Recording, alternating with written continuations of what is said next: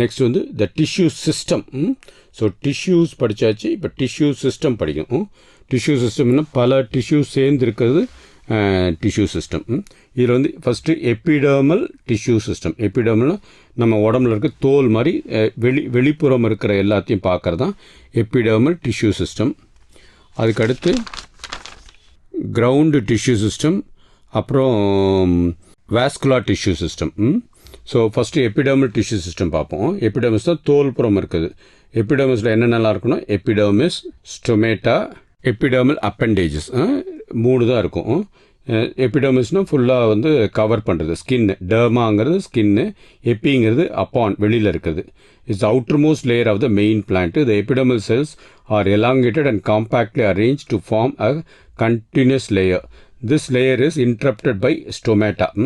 Stomata வந்து குட்டி குட்டி குட்டி ஹோல்ஸ், அது வழியாக வந்து சில முக்கியமான வேலைகள் நடக்கும். தென் எபிடர்மிஸ் வந்து it is a single layer but is also found multi-layered in some aerial plants. Mostly single layered. The cells are parenchymatous and living. Each cell has a large central vacuole, peripheral thin cytoplasm. It is thicker in xerophytic plants.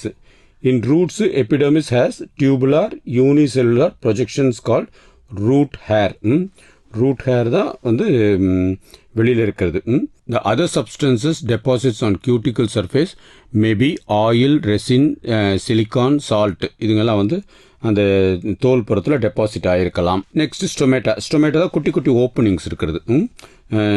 ஸ்டோமானா openings are openings in the epidermis. Most of the aerial plants of the plants, especially the leaves.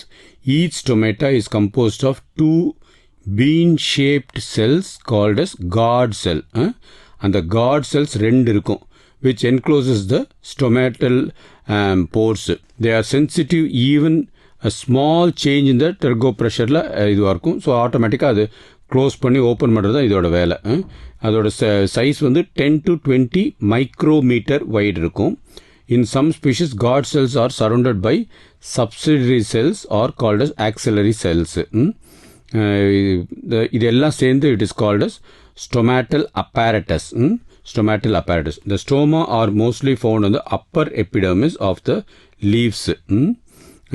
In some hydrophytes தண்ணி செடிகளில் stomata occurs on the upper side of the surface to avoid water contact. இந்த தாமரை இலைக்கெல்லாம் மேலே இருக்கிறது தான் இந்த stomata இருக்கிறது. So இதில் வந்து கொஞ்சம் வகைகள் போட்டிருக்காங்க. மெயினான நேம்ஸ் மாத்திரம் பார்த்துப்போம். இது ஒன்று வந்து apple type, present on the under surface of the leaf. Apple லீஃபுக்கு அடியில் இருக்கிறது தான் ஆப்பிள். இந்த ஸ்டொமேட்டா எங்கே இருக்கிறதோ அதை வச்சு அதில் வந்து ஒன்று ஆப்பிள் டைப்பு. இன்னொன்று ஓட்ஸ் வந்து மெய்ஸ், சோளம். இதுங்க வந்து மேலேயும் கீழேயும் இருக்கும். பொட்டேட்டோ, உருளைக்கிழங்கு. இதில் வந்து உருளைக்கிழங்கு, கேபேஜ், பீன்ஸில் வந்து potato type. they are more on the under surface. Water lily, Alli, these tomato are more on the upper surface, மேலே இருக்கும். Then potamogeton டைப் வந்து கிராமத்து பக்கம் போகுதுன்னா குளத்தில் வந்து ஒரு செடி இருக்கும், பச்சை கலர் செடி இருக்கும். இந்த மேலே இந்த படத்தில் பாருங்கள், அந்த இதுதான் வந்து ஸ்டொமேட்டா வந்து வெஸ்டீஜியல். அதில் வந்து இருக்கவே இருக்காது. ஸ்டோமா வந்து வெளியில் சுத்தமாகவே இருக்காது அந்த இதில். Epidermal appendages out growth. இது வந்து என்னென்னலாம் பார்ப்போம். மெயினாக வந்து ட்ரைகோம்ஸு அண்ட் எமர்ஜென்ஸ் தான் ப்ரிக்கிள்ஸ் தான். ரெண்டில் ஏதோ ஒன்று இந்த முள், செடியில் இருக்கிற அந்த முள் வச்சு தான் இது வரும். The epidermis of the most plants often beat outgrown number, so epidermal appendages. It is called as epidermal outgrowth. They are of following 2 types. One is trichomes. Epidermal hair present on the stem are called trichomes. These are epidermal outgrowth present temporarily or permanently on almost all plant parts. These are multicellular. இன்னும் prickles வந்து they are multicellular, stiff and sharp epidermal outgrowth containing some inner tissue. இதோட function என்னென்னு பார்த்தீங்கன்னா, they protect the plant against excessive loss of water and grazing. They also help in climbing. இது சில rose பிளான்ட்லாம் மேலே ஏறுறதுக்கு இது use ஆகும் இந்த இது. Then function of the epidermal tissue.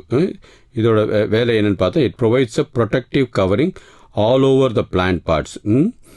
then it helps in gas exchange through stomata and lenticles present on the surface.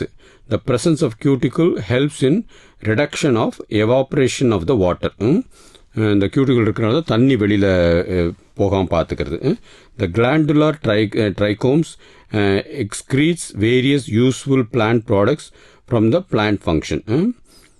Then in some monocot leaves, bulliform cells helps in rolling and unrolling of the leaves. அந்த இலைகள் வந்து விரிஞ்சிக்குது, அப்புறம் இதுவாக இருக்கல. So சூடு தகுந்த மாதிரி அது வந்து ஒன்று விரிஞ்சிருக்கும், இல்லைனா சுருண்டு போயிடும். அது எதுக்கு சுருண்டுன்னா அது உள்ளே இருக்கிற அந்த கேஸ் வந்து வெளியில் போயிடக்கூடாதுங்கிறதுக்காக. Now let us study the ground tissue. ஸோ எபிடர்மிஸ் வந்து தோல் பக்கம் இருக்கிறது, ஜைலம் அண்ட் ஃப்ளோயம் வந்து நீர் அந்த சத்துக்கள்லாம் எடுக்கிறது. அது இல்லாமல் இருக்கிறது எல்லாமே வந்து ground tissue. All tissues except dermis and vascular bundle constitutes the ground tissue. Its main forms the bulk of the plant. It consists of simple permanent tissue. Components are hypodermis, cortex, endodermis, pericycle, medullary rays and pith. So hypodermis it's a region situated just below the epidermis and as a outer region of the cortex. It consists of one or two or few continuous discontinuous layers of collenchyme. Meena monocotல sclerenchyme இருக்கும். It's protective and mechanical function. So hypodermis வேலை வந்து protective and mechanical function. Cortex வந்து it lies between the epidermisக்கும் endodermisக்கும். epidermis தான் தோல் பக்கம், endodermis உள்ளுக்குள்ளே இருக்கிற இதுக்கும் நடுவில் இருக்கிறது தான் இது. அதில் வந்து parenchyme கொஞ்சம் இருக்கும், collenchyme and sclerenchyme மூணுமே இருக்கும். இதில் வந்து சம்டைம்ஸ் வந்து chloroplast இருக்கும். அது வந்து it will cause help in photosynthesis, which is called as chlorenchyme. So parenchyme, collenchyme, sclerenchyme and chlorenchymeாவும் இருக்கும் கார்டெக்ஸில். இன் ஹைட்ரோஃபைட்ஸில் த கார்டெக்ஸ் மேபி ஏரன்கைம், காற்று இருக்கிறனால ஏரன்கைம், காற்று செல்ஸ் இருக்கும், அப்போ தான் வந்து அது மிதக்கிறதுக்காக. So it is called aerenchyma. The special types of cells like sclereids, resin duct, oil gland, they are found in this region. Cortex helps in performing vital functions such as storage. So cortex ஓட main ஃபங்க்ஷனே storage, உணவுப் பொருட்களை சேர்த்து வைக்கிறது தான் இதோட main function. So ground டிஷ்யூவோட main வேலையே சேர்த்து வைக்கிறது, ஸ்டோரேஜ் மாதிரி, ஸ்டோர் ஹவுஸ்னு வச்சுக்கலாம். அதில் இன்னொரு அடுத்த செல் வந்து எண்டோடர்மிஸ். எண்டோடர்மிஸில் மெயினாக வந்து காஸ்பேரியன் ஸ்ட்ரிப்புன்னு ஒன்று பார்ப்போம், அண்டு பேசேஜ் செல்ஸ்ன்னு பார்ப்போம். ஸோ எண்டோடர்மிஸ்னால் innermost layer of the cortex.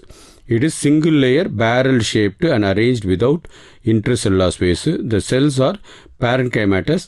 Presence of bands of suberin on the radial or transverse wall in the characteristic feature that is called as Casparian stripes. Casparian stripes. The endodermal cells of the roots usually have thick radial inner tangential walls.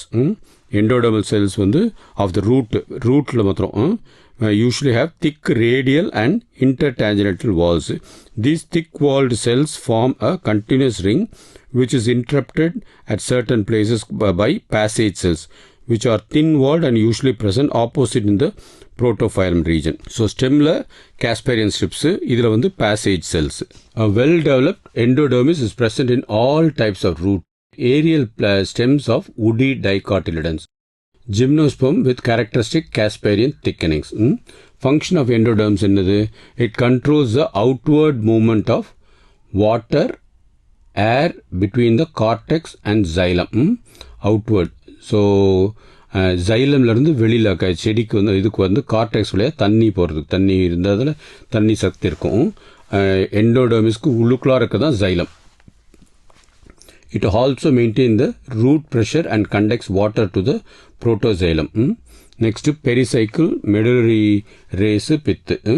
So pericycle வந்து it is a single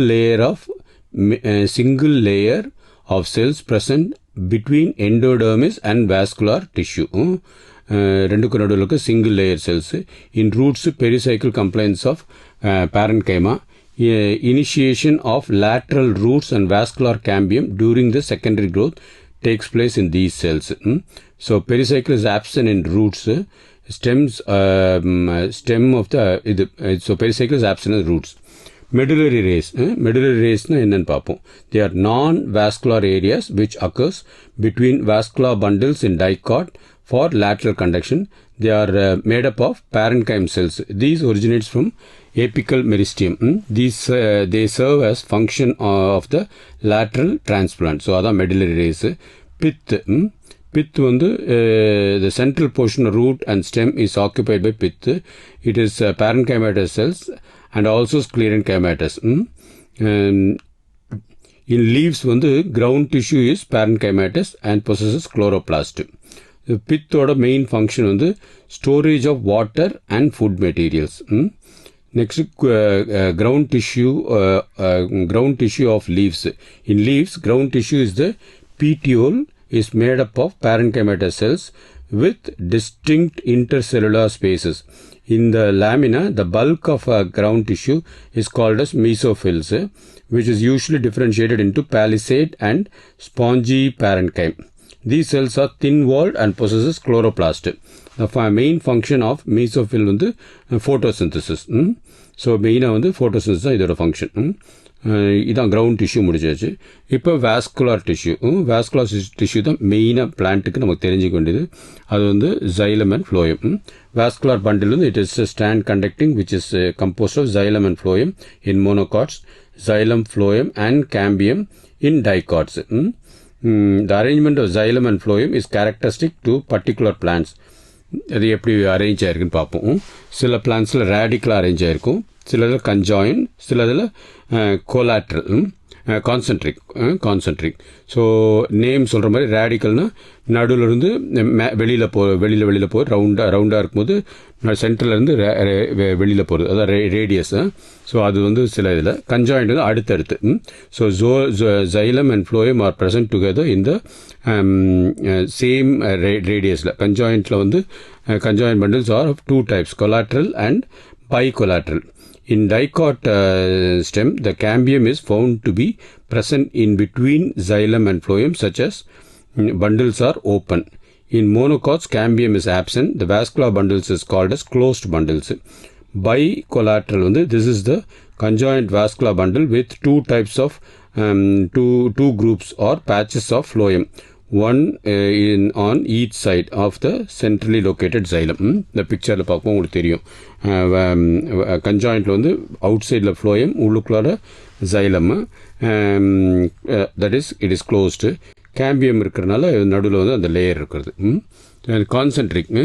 கான்சென்ட்ரிக்னால in which one tissue is completely surrounded by other tissue. So xylem சுற்றி phloem இருந்துச்சுன்னா அதுக்கு ஒரு name, ஃப்ளோயமை சுற்றி xylem இருந்தால் அதுக்கு ஒரு name. அதான் கான்சென்ட்ரிக்னா xylem சுற்றி ஃப்ளோயம் இருக்கும், இல்லை ஃப்ளோயமை சுற்றி xylem இருக்கும். இதுக்கு ரெண்டுக்குமே ஒவ்வொரு தனி பேர் கொடுத்துருக்காங்க. Phloem lies in the centre and the remaining completely surrounds the xylem. That is called as amphibasal. இன்னொன்று வந்து xylem lies in the center and the remaining completely surrounds by the phloem. That is called as amphicribal. CRIBAL, amphicribal. So amphibasal, amphicribal.